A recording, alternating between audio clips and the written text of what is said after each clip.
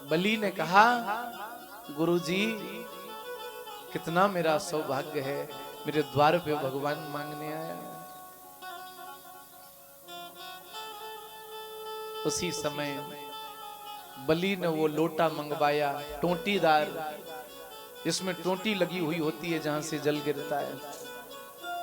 जैसे ही वो लोटा मंगवाया संकल्प पढ़ने के लिए, अब शुक्राचार्य जी इतने गिर गए कि उस लोटे की टोंटी में मक्खी बन के फंस गए, पानी नहीं गिरने दे रहे।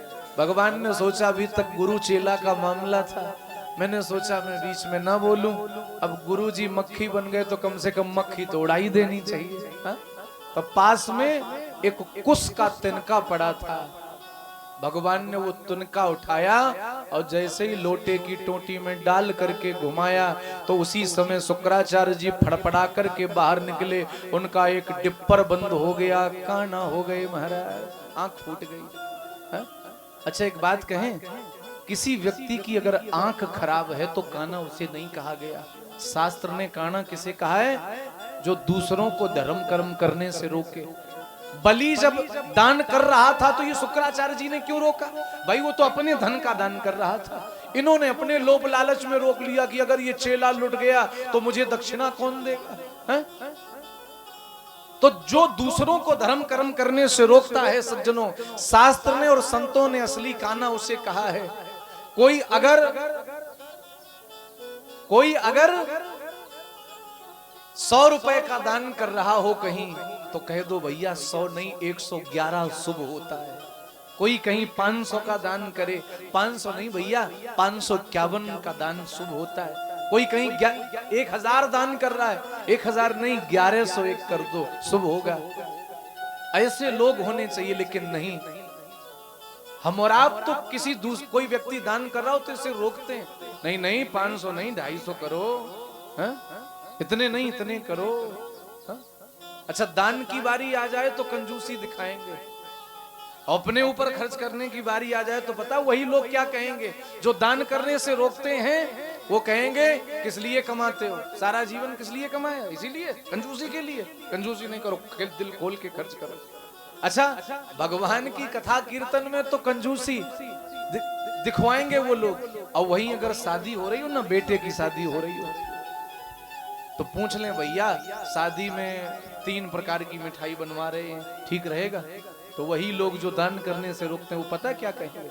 अरे बेइज्जती करवाओगे क्या? चारों तरफ से लोग आएंगे, 3 प्रकार की नहीं 5 प्रकार की मिठाई कम से कम बननी चाहिए, क्योंकि जानते हैं जब बनेगी तभी तो ठूसने को मिलेगी, जब बनेगी नहीं तो खाने को कहां से मिलेगी? हा? ऐसे तो हितैषी लोग हैं हमारे। इसलिए भैया अगर दान करने की बारी कहीं आए तो दिल खोल करके करो। हाँ, मैं ये नहीं कह रहा कि तुम यहाँ चढ़ाओ, यहाँ तो तुम लोग वैसे ही कंजूसी कर रहे हो। 4 घंटे कथा सुनने के बाद 1 रुपया माताएं चढ़ावे जो कहूं चले ना है, हा? 1 रुपया चढ़ावे, कोई बात नहीं, तो रुपया चढ़ाओ ना चढ़ाओ, लेकिन आते रहो सुनने। आज इतनी संख्या को देख के थोड़ा अच्छा लग रहा है हमें। कल तो हम बार बार घड़ी देख रहे थे, 5 मिनट में 3 बार घड़ी देख रहे थे कि कब 5 बजे हम यहाँ से भागे महाराज। आज आप लोगों ने कृपा की है, 3 दिन 2 दिन और कृपा कर दो। हम तो वक्ता हैं, वक्ते रहेंगे। एक गांव में कथा हुई ऐसे ही जैसे आपके गांव में हो रही है। तो एक बूढ़ी मैया रहे, मैया तो वो आके बैठे, अब बेचारी जैसे ही व्यास जी बोलना शुरू करें वैसे ही मैया रोने लग जाए। और अंतिम दिन 7वें दिन तो मैया इतना रोई कि व्यास जी को रहा नहीं गया। व्यास जी ने कहा मैया हम 7 दिन से तुम्हें देख रहे हैं, तुम रोज बहुत रोती हो, क्या बात है? इतनी कथा अच्छी लग रही, आज हम चले जाएंगे शायद इसलिए ज्यादा रो रही हो। बोली नहीं नहीं बेटा ऐसी कोई बात नहीं है, मैं इसलिए थोड़ी ना रोती थी। बोली फिर? व्यास जी बोले फिर मैया काहे को रोती? बोले व्यास जी जब हमें पता चला ना कि तुम 7 दिन यहाँ बोलोगे तभी हमें रोना आ गया। बोले क्यों? कहा बेटा एक हमारे घर में भैंस का पड़ा रहे, पड़ा और 7 दिन वो तुम्हारी तरह 7 दिन चिल्लाया, और 7 दिन के बाद महाराज जैसे ही उसका चिल्लाना बंद हुआ तो देखा वो मर गया। अब तुम भी बेटा उस पड़े की तरह 7 दिन चिल्लाए, कहीं ऐसा ना हो तुम भी मर जाओ महाराज। तो हम तो बकता है भैया, बक रहे हैं। हमारे भैया भी कह रहे हैं परीक्षित जी, व्यास जी तुम तो कथा करो, बस कोई आए ना आए तुम हमें देख के कथा करो। लेकिन माताओं मुझे पता है कि आपके यहाँ इस समय काम भी है, फसल का बहुत ज्यादा काम है, आपका दोष नहीं है भैया। ये कथा तो फिर से हो जाएगी, लेकिन 1 साल में गेहूं की फसल तो एक ही बार होनी है। खैर कोई बात नहीं, फिर भी बड़े भाव से कथा चल रही है यहाँ। आप सबकी बड़ी कृपा है, ऐसे ही 2 दिन और कृपा करिए मैया, समय निकाल के आते रहा करो तो हमें भी अच्छा लगेगा, कथा सुनाने में मन लगता है, आप सब लोग रहते हो। हा? अच्छा माताएं हैं जो टिक जाती हैं पंडाल में, नहीं तो हमारे भैया लोग तो 2 आए 4 गए। अच्छा एक बात बताएं, आप सब लोग बड़े सिस्टमेटिक ढंग से बैठे हो, एकदम सब लोग अच्छे तरीके से, तो ऐसा लगता है कोई रंग बिरंगी फुल बगिया खिली है। भाई हमारे भैया लोग 2 वहाँ 4 वहाँ 6 वहाँ 10 वहाँ, ऐसा लगे हाईवे के किनारे पत्थर पड़े हैं। आप सबकी बात अलग है। अच्छा आप लोग ये मत समझना कि हमारी बुराई कर रहे हैं, इनकी बड़ाई कर रहे हैं। एक बात कहें सज्जनों, पैसे वाले लोगों की दुनिया बड़ाई करती है, आप ये बात जानते हैं। अभी कोई गरीब रिश्तेदार आ जाए तो उसे बतासा पानी, और कोई पैसा वाला आए तो रसगुल्ला परोस दिया जाएगा, पैसे वाली बात है।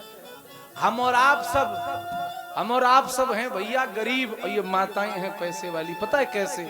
हम सब की औकात कितनी? 300 रुपए की 100 की धोती, 100 को कुर्ता, कितने हो गए? 200, और 50 का ये अंगोछा 250, और 50 रुपया की चप्पल या जूता 300। इतनी औकात हम सब की है, हमारी भी आपकी भी। और माताएं बहनें ज्यादा ना करें, एक पैर उठाएं और जमीन पे जोर से मारें तो 2000 की तोड़िया तो ऐसे ही टूट के गिर पड़े महाराज। पायल आप सब पैसे वाली हैं, 10-10 हजार के वो सोना लटक रहा है आपके कान में, इसलिए आपकी बड़ाई कर रहे हैं, पैसे वाले। अच्छा एक बात कहें, हंसाने के लिए ये बात मैंने बोली है, सीरियस मत ले लेना, ऐसा ना पूछने लग जाना कि ये कथा कहाँ लिखी है। लिखी नहीं, बस हंसाने के लिए बोला। हमारी मैया आज कह रही थी कि व्यास जी थोड़ा बहुत हंसाने की बात कर दिया करो। वैसे चुटकुलाबाजी हम ज्यादा करते नहीं है, लेकिन फिर भी चलो सब चलना चाहिए, जैसा श्रोता सुनना चाहे वैसा सुनाना चाहिए। हा?